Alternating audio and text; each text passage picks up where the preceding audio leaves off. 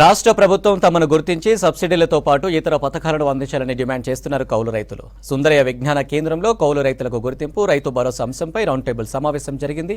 వివిధ జిల్లాల నుంచి వచ్చిన రైతులు తమ సమస్యలను ప్రస్తావించారు. కౌలు రైతులపై వరంగల్ డిక్లరేషన్ అమలు చేయాలంటున్నారు రైతు సంఘాల నాయకులు.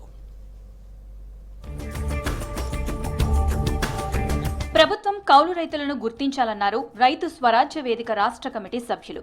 కాంగ్రెస్ 2022లో వరంగల్ కౌలు రైతుల డిక్లరేషన్ను అమలు చేయాలన్నారు. రాష్ట్ర వ్యాప్తంగా 22 లక్షల మంది కౌలు రైతులు ఉన్నారన్నారు. తాము సర్వే చేసిన గ్రామాల్లో సగటున ఒక రైతు 3 ఎకరాలు సాగు చేస్తున్నారని చెప్పారు. గత ప్రభుత్వం బడా రైతులకు రైతు బంధు ఇచ్చి కౌలు రైతులను నిర్లక్ష్యం చేసిందన్నారు. సుందరయ్య విజ్ఞాన కేంద్రంలో కౌలు రైతుల గుర్తింపు, రైతు భరోసా అంశంపై రౌండ్ టేబుల్ సమావేశం జరిగింది. ఈ మీటింగ్లో రైతు స్వరాజ్య వేదిక రాష్ట్ర కమిటీ సభ్యులు కన్నెగంటి రవి, విసా కిరణ్ పాల్గొన్నారు. గత 10 సంవత్సరాలుగా కేవలం భూమి యజమానులకు మాత్రమే రైతు బంధు పథకాన్ని అమలు చేశారు. గ్రామీణ ప్రాంతంలో ఉండేటువంటి కౌలు రైతులందరూ కూడా కాంగ్రెస్ పార్టీ ఇచ్చినటువంటి మేనిఫెస్టోని భరోసాగా తీసుకున్నారు, నమ్మారు. అందుకని మేము రాష్ట్ర ప్రభుత్వాన్ని కోరుతున్నది ఒకటే, కౌలు రైతులకు గుర్తింపు కార్డులు ఇవ్వండి, వాళ్లకు కూడా రైతు భరోసా సహాయాన్ని అందించండి. అదేవిధంగా రేపు మీరు పంటల బీమా పథకం తెస్తే అది కూడా కౌలు రైతులకు వర్తింపజేయండి. రేపు సన్నధాన్యానికి 500 రూపాయల బోనస్ ఇస్తే అది కూడా కౌలు రైతులకు వర్తించే విధంగా చేయండి. అదేవిధంగా మీరు హామీ ఇచ్చినట్టుగా రైతు బీమా పథకాన్ని వ్యవసాయ కూలీలకి, కౌలు రైతులకు కూడా వర్తిస్తామని చెప్పారు ఆగస్టు 15 నుంచి. కాబట్టి ఈ విషయాన్ని మీరు దృష్టిలో పెట్టుకొని ప్రభుత్వం తప్పకుండా తమ మీకు కట్టుబడి ఉండాలనేటువంటి ఉద్దేశంతో మేము ఇవాళ ఈ సమావేశాలు చేశాము. సపోజ్ ఒక గ్రామంలోకి 20 మంది కౌలు రైతులు అప్లై చేసుకున్నారు. దరఖాస్తులు తీసుకున్న తర్వాత ఇక్కడ పంచాయతీ కార్యాలయం మీద ఇక్కడ పెట్టండి, మీరు పెట్టి ఆ తర్వాత ఒక తేదీ అనౌన్స్ చేయండి. ఆ తేదీన ఒక బహిరంగ విచారణ చేస్తాము, గ్రామ సభ చేస్తాము, అక్కడ కౌలు రైతులు ఎవరెవరు ఉన్నారో నిర్ధారిస్తాము అని చెప్పి.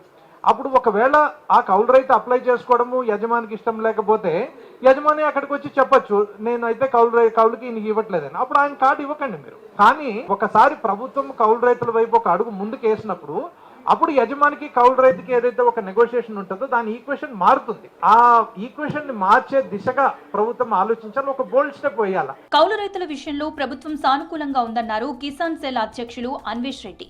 రైతు భరోసాకు సంబంధించిన కేబినెట్ సబ్ కమిటీలో కౌలు రైతుల సమస్యలు చర్చించామన్నారు. పంట పండించిన రైతులకే పెట్టుబడి దక్కాలన్నది తమ లక్ష్యమన్నారు.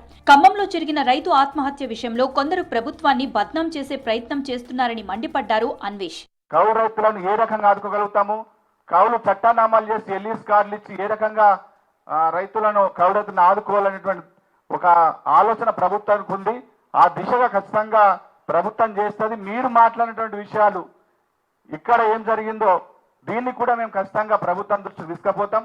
ఖచ్చితంగా కౌలు రైతులను ఆదుకునే దిశగా మా ప్రభుత్వం పనిచేస్తున్నటువంటి మాట మీకు ఇస్తా ఉన్నాం. ఇప్పుడు ఖమ్మం జిల్లా జరిగినటువంటి రైతు ఆత్మహత్య, అక్కడ ఉన్నటువంటి టీఆర్ఎస్ పార్టీ వాళ్ళు ఒక బదనం చేయటువంటి కుట్రతో రిహార్సల్ చేపించి మాట్లాడిపించి 2-3 సార్లు వీడియో మాట్లాడిపించి ఏదో భయపెట్టాలనేటువంటి చేసే ప్రయత్నంలో మందు తాగి చనిపోయే పరిస్థితి అక్కడ ఉంది. దాన్ని మనం రైతు ఆత్మహత్యగా అయితే చూడలేము, ఎందుకంటే అక్కడ జరిగింది వేరు.